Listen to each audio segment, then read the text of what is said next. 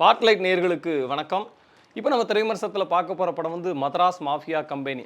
அதாவது கலைஞர் கருணாநிதி அவர்கள் வந்து ஒரு வாட்டி சொல்லியிருந்தார், நெல்லை என்றாலே எனக்கு தொல்லை அப்படின்ட்டு.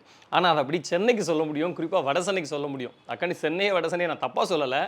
ஒரு காலத்தில் தெருவுக்கு ஒரு மாஃபியா வந்து அங்கே இருந்தாங்க, தெருவுக்கு ஒரு கேங்ஸ்டர் இருந்தாங்க. ராயபுரத்தில் எடுத்துகிட்டு அந்த ஏரியா உனக்கு, அந்த ஏரியா எனக்கு, இந்த ஏரியா அவனுக்கு அப்படின்ற மாதிரியான ஒரு இதெல்லாம் இருந்துச்சு. மொத்தமாக வடசென்னையை கண்ட்ரோலில் வைக்கக்கூடிய ஆட்களும் இருந்தாங்க. ஆனால் அவங்களுக்கு இடையிலேயும் அவங்களுக்கு உள்ளடி வேலை பார்க்குறது, அவங்கள கூட இருந்து அழிக்கிறதுக்கு இந்த மாதிரி ஆட்கள்லாம் இருந்தாங்க. ஸோ இதெல்லாம் உண்மை வரலாறு. இன்னும் கூட கொஞ்சம் இடத்துல வடசென்னையில் இருக்கதா அப்படின்ற மாதிரி நம்மலாம் கேள்விப்படுறோம். இதை மையமாக வச்சு இந்த படத்துடைய கதையை வந்து எடுத்திருக்கிறார் முகுந்தன் இயக்குனர். என்னன்னா, நம்ம ஆனந்த்ராஜ் அவர் வந்து ஒரு 20 ஆண்டு காலமாக வடசென்னையை தன்னோட கண்ட்ரோலுக்குள்ள வச்சிருக்கக்கூடிய ஒரு தாதா. ஆனால் அவர் மேலே எந்த எஃப்ஐஆரும் கிடையாது. போலீஸ்லேயும் ஆட்கள்லாம் அவர் நிறையா வச்சுருக்காரு. போலீஸில் இருக்க ஒரு முக்கியமான அதிகாரி, அசிஸ்டன்ட் கமிஷனர் சம்யுக்தா, அவங்களுக்கு இவரை எப்படியாவது ஆனந்த்ராஜ் எப்படியாவது க்ளோஸ் பண்ணணும் அப்படிங்கிற ஒரு எண்ணம் இருக்குது. ஆனந்த்ராஜோட கூட இருக்கவங்களுக்கும் ஆனந்த்ராஜை க்ளோஸ் பண்ணணும் அப்படிங்கிற ஒரு எண்ணம் இருக்குது. ஸோ அவரை க்ளோஸ் பண்ணாங்களா, அவர் க்ளோஸ் ஆனாரா, இந்த வடசென்னையில் இருக்க ரவுடிஷத்தெல்லாம் சம்யுக்தா நினச்ச மாதிரி முடிச்சாங்களா அப்படின்பதான் இந்த படத்துடைய திரைக்கதையாக விரியுது. ஆனந்த்ராஜை பொறுத்த வரைக்கும் அவர் வந்து கொடுத்த வேலைக்கு குறைவில்லாமல் உழைக்கக்கூடிய ஒரு நல்ல நடிகர். அந்த காலத்துலேருந்தே அப்படி தான். இந்த படத்துலேயே அவர் வந்து கூடுதலாக உழைப்பை கொடுத்துருக்காரு. அவருடைய கேரக்டரேஷன் இன்னும் கொஞ்சம் ஸ்ட்ராங்காக, இன்னும் கொஞ்சம் கரெக்டாக ப்ரொஜெக்ட் பண்ணியிருந்தா இன்னும் கொஞ்சம் நல்லா இருந்திருக்குமோ அப்படின்னு தோணுச்சு. மேபி அவர் நிறைய காமெடி கதாபாத்திரங்களை வரிசைக்காக நடித்ததுனால அவர் டக்குன்னு ஒரு பெரிய தாதாவாக நம்மளால் கற்பனை பண்ணி பார்க்க முடியாத ஒரு சூழல், உளவியல் சிக்கல் படம் பார்க்குற ஆடியன்ஸுக்கு இருக்குது. ஆடியன்ஸாக நான் பார்க்கும்போது எனக்கு தோணுச்சுது. சம்யுக்தாவோட பெர்ஃபார்மன்ஸ் நல்லா இருந்துச்சு, நல்லா உழைச்சிருக்காங்க, நல்லா நேர்த்தியாக உடம்பெல்லாம் நல்லா ஃபிட்டாக வச்சு ஒரு ஆபிஷராக வந்து நிற்கிறாங்க.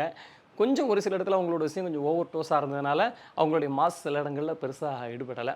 அடுத்து முனிஷ்காந்த் நிறைய விஷயங்களில் காமெடி பண்ண முயற்சி பண்ணுறாரு, ஒரு சில இடத்துல சிரிக்கவும் வைக்கிறாரு அப்படிங்க சொல்லிக்கலாம். சைலஜாவாக இருக்கட்டும், தீபாவாக இருக்கட்டும், சின்ன சின்ன கேரக்டரில் வரக்கூடியவங்க எல்லாம் அவங்களுக்கு கொடுக்கப்பட்ட பணிகளை செவ்வனே செய்துவிட்டு அப்படி ஜம்முன்னு போயிடுறாங்க. ஸ்ரீகாந்தேவாவுடைய இசை, ஸ்ரீகாந்தேவா வந்து எப்படின்னா, அதான் சொல்லுவாங்க, சாப்பிட்டு வரேன்னு சொல்லிட்டு போயிட்டு ஒரு அரை மணி நேரத்தில் வரலாம், ஆனால் சாப்பிட்டு வரேன்னு சொல்லிட்டு 3 மணி நேரம்லாம் போயிட்டு வருவார். அவ்வளோ ரிலாக்ஸான ஆள் ஸ்ரீகாந்த். இதெல்லாம் நகைச்சுவைக்காக சொல்கிறேன், அவர் மேலே குறையா சொல்லலை. ரிலாக்ஸான ஆள் அவர், பெருசாக அலட்டிக்க மாட்டார். அப்படி ஒரு ஆள். ஒரு அந்த ஆன்மீகத்தில் ரொம்ப உயர்ந்திருக்கனால அவர் போயிட்டார் நினைக்கிறேன். உண்மையிலே அவருக்குள்ள ஒரு அற்புதமான இசையமைப்பாளர் இருக்கார். அவர் நினைச்சாருன்னா அப்படி தூள் பறத்தலாம். அந்த மாதிரியான பாட்டெல்லாம் அவர் போட்டிருக்காரு. சிவகாசி படமாக இருக்கட்டும், நிறைய படத்துக்கு அந்த மாதிரிலாம் பாட்டு போட்டிருக்காரு. அதனால் இன்னும் கொஞ்சம் அவருக்கு இறங்கி வேலை செய்யலாம். ஆனால் இந்த படத்தில் ஓரளவு இறங்கி வேலை செஞ்சுருக்காரு. பேக்ரவுண்ட் மியூசிக் நல்லா இருக்குது. அவருடைய ஸ்டைல்லே வரக்கூடிய ஒரு ஆந்திரா காரம் பாட்டு ஒன்று நல்லாயிருக்கு.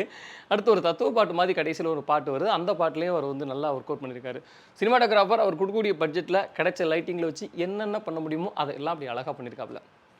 கதை வந்து நம்ம நிறையா வாட்டி பார்த்த கதையாக இருந்தாலும் வடசென்னை பேக்ட்ராப்பில் உள்ள கதைனால இன்ட்ரெஸ்டிங்கான கதை தான், அதில் மாற்றமில்லை.